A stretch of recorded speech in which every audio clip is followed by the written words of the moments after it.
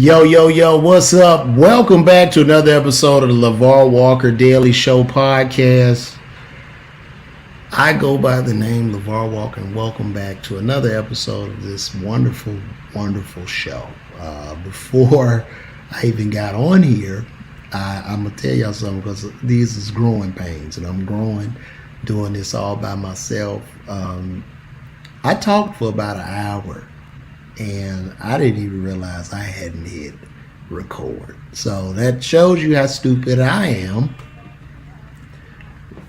Didn't even hit record. Like, I went on and on and on. But it's okay. I made that mistake. So shout out to everybody for showing up. I just want to get into it today, man. Today I went to the dentist, got my teeth cleaned, as you can see. Got the pearly whites done. I think it's very, very important. Dental health is very, very important, especially when you start to get up in age. You know, you see a lot of brothers over their 40s, they missing all them back and side teeth, sisters too. And they missing them because they don't go to the dentist and get their annual cleanings, you know, and all that plaque has started to build up and those teeth become loose, and you end up out somewhere eating at the day party or wherever you're at, or you bite into, you know, some piece of chicken, and you look up and your tooth is stuck in the chicken.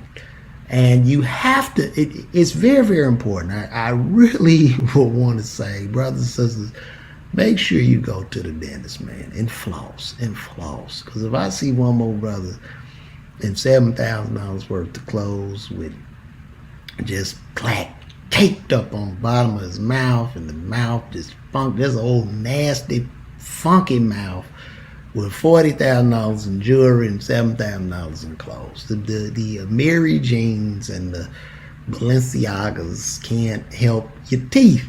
Get your teeth done. Get them cleaned. I got me a great cleaning. I can't help but to show these pearly whites. Thinking about getting braces again too, because I got a little space and I want to close that up. But yeah, that was good. Went and got that done. Stopped at Publix, got me some rice, jasmine rice. The wife texted me to go get her some rice. Had a honeydew list, and bought me some dye, because I be dyeing my, I dye my goatee a little bit, because that's all the hair I got. And I don't care. People like, you dye? Yeah, I do. I hate when a man asks me that and try to roast like I care. Like, man, I'm not, bro, we not going out on no date, man. I do this for me. That's what I do, all right? I dye, yeah, I do. Sometimes I let it go, but sometimes I want to do that, because that's the only hair I have. I don't have anything, because I got my brows that are thinning, and I got this little measly goatee around my face. So I want to jump right into it, guys. There's a wonderful Netflix show out right now called Painkiller. Wonderful show. Painkiller is about the Sackler family. The Sackler family was the family that came out with a drug called OxyContin, which I'm all too familiar with, having working as a retail pharmacist for over 20 years. This was a very, very powerful drug that ripped through a lot of communities, specifically the white and trailer park communities all over America. It ripped through those communities, and I got firsthand experience with it, because working in the pharmacy, I would often get people to pull up on me with all kind of bogus ass prescriptions. A 200, you want a count of 200 on Percocet. Now, Percocet or OxyContin, but specifically oxycodone, which is basically heroin in a pill form. I saw a lot of breakdowns in communities. People would come to the pharmacy with these prescriptions. It's hot outside. You got an overcoat on. You got a skull cap on. And what's even more interesting is, I actually kind of wrote about this. We're going to deal with this on the second season of Life and Beth on Hulu. So check that out. I don't even know if I could say that, because it's a strike. But anyway, y'all check that out. But I dealt with that, man. It was something else. It caused a lot of harm in those communities, A lot of people died. A lot of people overdosed. A lot of people got so hooked on that, man, they could not stop. They had to have it. They had to have it. And I remember I had to take some Oxy. I took an OxyContin 80 milligrams because I had my wisdom teeth removed, and they pulled all of my wisdom teeth out, and I ended up getting like a pocket or something. I got a really, really bad infection. But I think the infection came because, I'm going to be honest with you, man, and I know this sounds disgusting, but my oral surgeon, and I will not say his name, that had worked on my mouth, you know what I'm saying, we would roast. And I remember I was sitting back there, and I think something came out of his mouth and got me, and my whole face just blew up to my eye. My face blew up so big, my eye was shut. I was looking like Martin after the Tommy Hearns fight, for real. I remember crying. I remember thinking that my face would never return to its regular shape, and I had to get my brother to drive me to the hospital.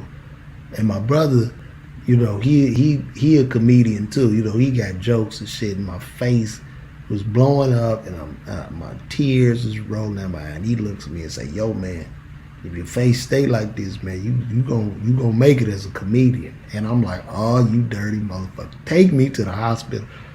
And I go to the hospital, and they give me the 80 milligrams of the oxycodone. Now, when I took this, man, I got a very, very warm sensation all over my body.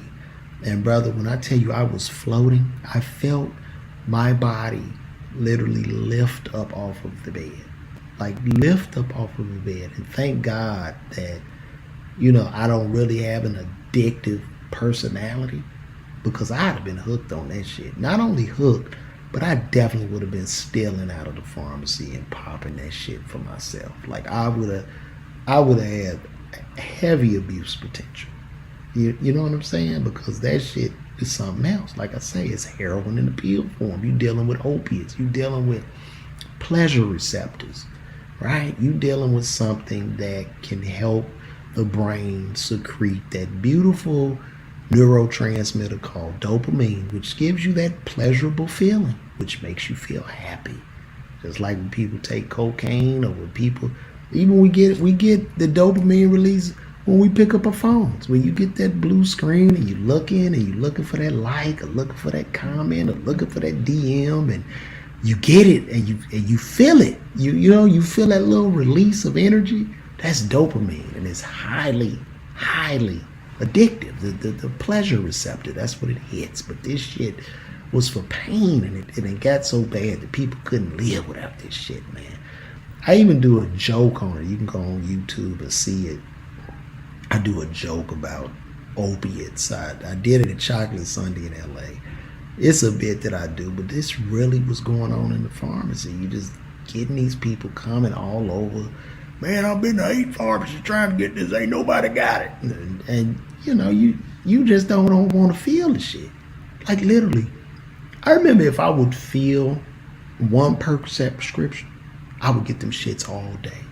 Because I'm guessing that Percocet or OxyContin abuser would tell everybody else. So now they just come. I mean, they will come out like Michael Jackson's Thriller. I mean, coming up out the floor, in the aisles, his cars pulling up.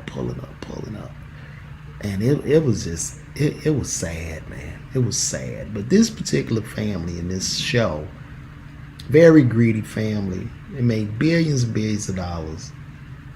We often talk about drug lords like Pablo Escobar, or you talk about El Chapo. They don't have shit on Richard Sackler. None of them do. Because he was able to sell the dope, sell it legally, and get the whole system to work with him.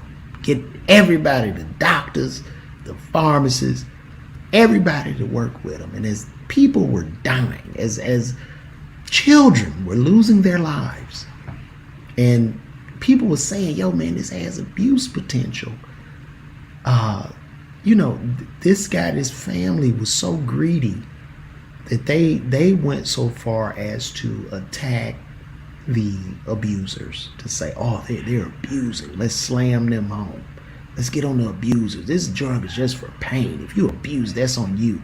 You're a piece of shit for abusing it. And they lock the people up. Similar to the crack. Ain't no difference from the crack epidemic, except these people were white and we're black. And they locked our ass up. They locked up the user.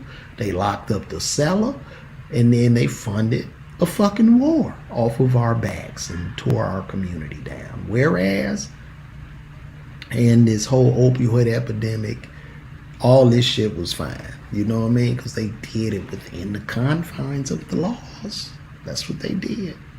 It's no different from me selling. I mean, I just, even as a pharmacist, shit, I'm just licensed to sell the shit. I have the license to sell it, but I'm working as an employee for CVS, and I'm making pennies on the dollar compared to what they making off the shit. That shit was going for $80 a pill on the street. That's what was happening. So it was just a sad time. It's gotten to the point now where most people don't even prescribe it. Like, I mean, you got to be dying for somebody to prescribe you that shit.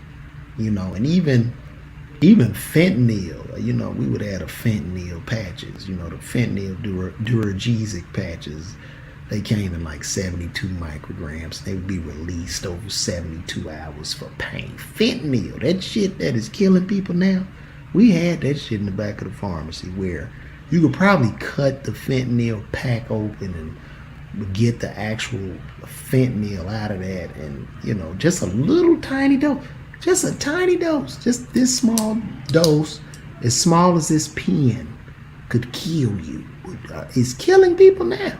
People getting it in their powder or whatever drugs they use. It's coming out of China and it's killing people.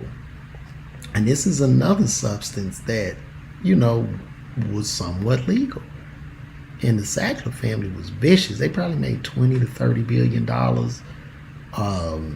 They ended up making 20 to 30 billion. Had to do a settlement for about 6 billion over some years.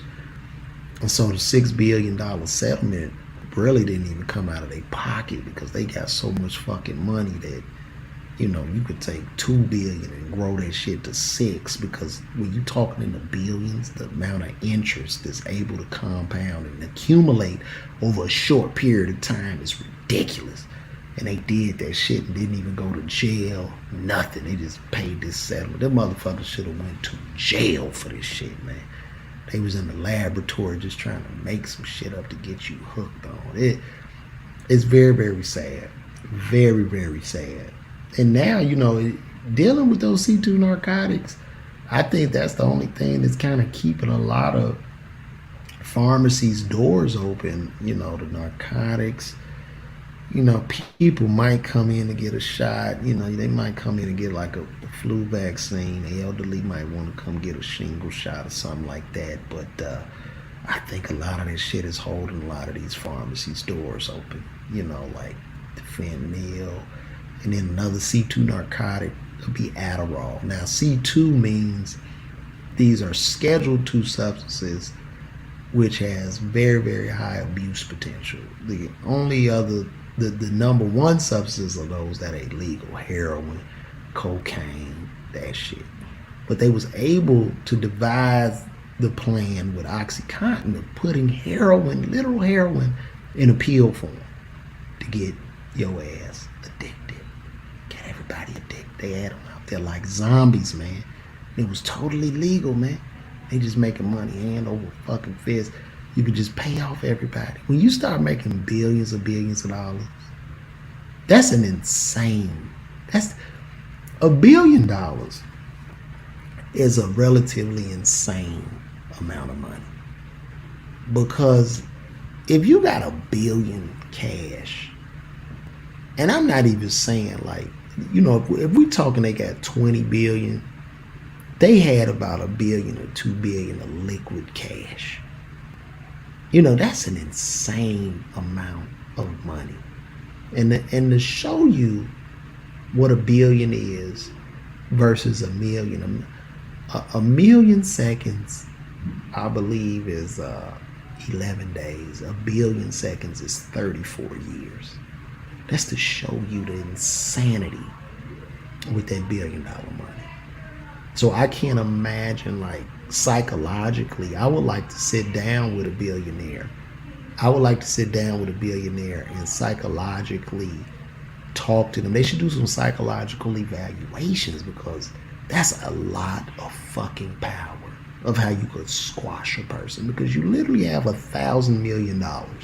So you're $1 million, like if you got $1,000, $1 a million. You know what I'm saying? So like you can pretty much do what you want at that point. You get away with all kind of shit, all kind of laws. You know, billionaires don't typically go to jail. You know, because they can pay their way out, such as the Sackler family. Because with that settlement, they were able to get immunity from jail time. Like, this is all y'all gonna get. Y'all can't come back and get us no more. It's really, really sad. And I'm a person for capitalism, but sometimes capitalism can run amok, which it did in this particular instance, man. These people's getting sick. Niggas had Joneses and shit for this shit, man. It was bad. It was very, very bad. Children's lives were lost. They sent people out to sell this shit, the drug reps. They getting bonus to sell more. They getting bonus to tell that doctor to write even a higher dose. No difference from, like I say, it's no different from the crack era. You know what I'm saying? Except we were locked away. We were locked away and penalized, but we know what it is. We know what it is. We were locked away, penalized during the crack era, and then we were funding a war off our backs. So we've gone through some shit as a people. I don't want to really make this a whole racial thing, even though it is. But that's wild, man. A lot of C2 dark card. Another big one too. A lot of people come to the pharmacy for was for Adderall. Adderall is a big one, man. That Adderall, Daytrana, Ritalin, Focalin, that's another very highly addictive substance. And that shit is, like I said, the OxyContin is heroin in the pill form, whereas the Ritalin, the Concerta, the Adderall is meth. That's speed. It's speed. Dextroamphetamine salts or amphetamine salts, just meth in pill form, helping people to focus, helping people to get that great big dopamine release, right? That focus. These are called CNS stimulants. Just help people remember a lot of shit. And I see the same habits with those people, because in wealthier, whenever I worked as a pharmacist, I would work all over. I would just fill shelves. So I would work in poor neighborhoods and rich neighborhoods. In the poor neighborhoods, you would see more so of the pain meds. You would see the pain meds, like high blood pressure, diabetes, shit like that. In the rich neighborhoods, it's primarily antidepressants and Adderall. And they can't live without that Adderall. It's probably a pharmacist watching this shit right now, because they had Adderall shortage. I haven't worked in a couple of years as a pharmacist, but people get cussed out, man. Pharmacists getting cussed out because the shit was on back order. People cussing the pharmacists out, thinking like he make the shit in the back, and he don't. He gotta wait for the order to come in to get it in. And people going crazy for that shit, man. So I don't know. You gotta watch it. Gotta watch it with all this shit, man. It's just like, because these billionaires are just, you have elites in society and these super rich people, and they don't give a fuck.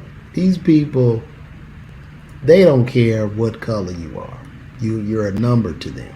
And a lot of times we get diverted, I think, in the media with a lot of racial shit. But we are definitely in a state of classism, and the wealth gap is widening, where the middle class is primarily wiped out. Like, you're either rich or poor at this point. With high inflation, credit card debt, student loan, you're either primarily rich and poor. And you're seeing this. You're seeing the boats and shit, motherfucker. I mean, people think the economy is bad. But if you go online and try to buy like a brand new Ferrari, shit sold out. If you try to get like a brand new Patek Philippe watch, shit is sold out. You know what I'm saying? Everything is gone, man. So we really have to be careful with this. We gotta, I think, just as the people, I represent the people. I'm one of the people. We gotta start reading through the lines. And we gotta know. Like I would never say and deny racism or what has happened to my community in the past that has pushed us behind the 8 ball. But I want to deal in present times because I can't go back in the future to correct that. But from the present going forward, I really think we have to watch out for the diversion that the elitists throw us. We're being diverted. We're being diverted in a big way to fight one another and shit and do all this racial, where these elites are in every color. You know what I'm saying? Like the owners of Google, the owners of Facebook, like they're all colors. You have black. We want to say they all white, but they're not. You have a lot of Indians. You have whites. I mean, you have a lot of different races in this, man. There's some blacks too that are billionaire people. So you got to keep your eyes open. Every civilization will always have an elite group to control the rest. Which leads me to, I've been posting on Instagram because I got my show coming up. I got my show coming up at the Atlanta Comedy Theater, September 29th to 30th. Yeah, that was a drop. So hopefully get those tickets. That's a pathetic drop. So get those tickets to my show. But I got my show and I've been pushing it like on Instagram. You know, I do videos when I'm talking crazy. I just talk about a topic. But as I'm doing the videos, I'm getting flagged. I'm getting flagged quite often on these platforms. And in getting flagged, you know, it's so weird because I pretty much stay within the guidelines. So I feel, you know, but it doesn't matter. They flag and flag and flag. And what's more scary about it is this, that there are about 65,000 employees at like Facebook. I don't know how many at Google. There's not a lot, but these people are in charge. They're over us. Like they're over billions of people, man. Like 65,000. Facebook got about 3 million monthly active users, and that's not including Instagram. So you say Facebook got 5 billion people. You're looking at 65,000 people controlling it. 5 billion people. Let's go back to our numbers. I told you 1 billion seconds is 34 years. You're talking 150 years. 65,000 seconds is about 18 hours. And you see what I'm saying? So it's weird out here, man. You got to be careful, man. But Instagram, hopefully, I know I'm streaming on Facebook. I got a lot of people on Facebook, but hopefully, I pray that you guys loosen up a little bit. Okay? So I'm going to keep it moving. Today is the great Michael Jackson's birthday. Shout out to Michael Jackson, man. Shout out to Michael Jackson. What a magical dude. You know, Michael Jackson was a unicorn. One of the famous, biggest entertainers that the earth has ever known. It's something magical about that time in the 80s. The name Michael. You know what I mean? Michael Jackson, Michael Jordan, Mike Tyson, man. What is it about that name, Mike? The Mikes, all the mighty Mikes.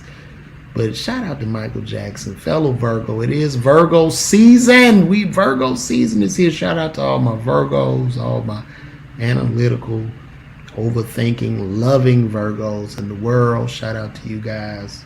It is that Virgo season, but I'm happy for Michael Jackson. Michael Jackson was magical. I don't know. I don't think we'll ever see that again. I don't know. I mean, I'm older now, but who would be closest to Michael Jackson? Some, I guess, would say Beyonce, But I don't know. I don't know if Beyonce is close to Michael stopped time. Michael Jackson, when the video came on, man, the streets emptied out, man. When Thriller first came out, I was so happy to experience that, man. Thriller, Captain EO. Michael Jackson wasn't real. Michael Jackson, Prince, they weren't real. These were not, it was like they were not real, like they didn't really exist. Nobody would believe you met Michael Jackson or even saw Michael Jackson. That's what Michael was, man. That's insane to me. So it's his birthday, and he did so much. I know he had those allegations. They tried to tear him down in his last years, but what he did creatively and as an artist, come on, man. And I think all artists have their flaws. Even Elvis. Elvis, come on. He married he messed with a 14-year-old. Now, we could say, I like it. I'm an Elvis fan. We can say he didn't mess with her if you want to be correct, but she was 14. So, I don't know. They threw R. Kelly in the jailhouse for it. All right? So, I don't know. People often want to move them goalposts. That's how it works, huh? That's how it works on the other side. Got to move the goalposts. They don't matter with him. The black dude got to go to jail, but that's how we do a lot of times. And I'm not trying to keep it too racial, but we got to wake it up. We got to wake it up a little bit. But yeah, Michael Jackson was magical. He is a guy that was famous from the age of 8 years old till he died. That's insane.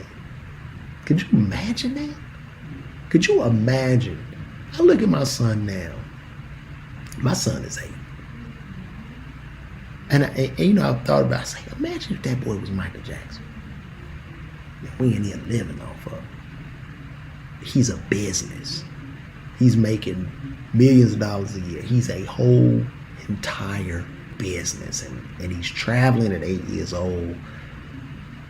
I mean, all over the world. People going crazy for him. Can't even have a childhood, man. Come on, man.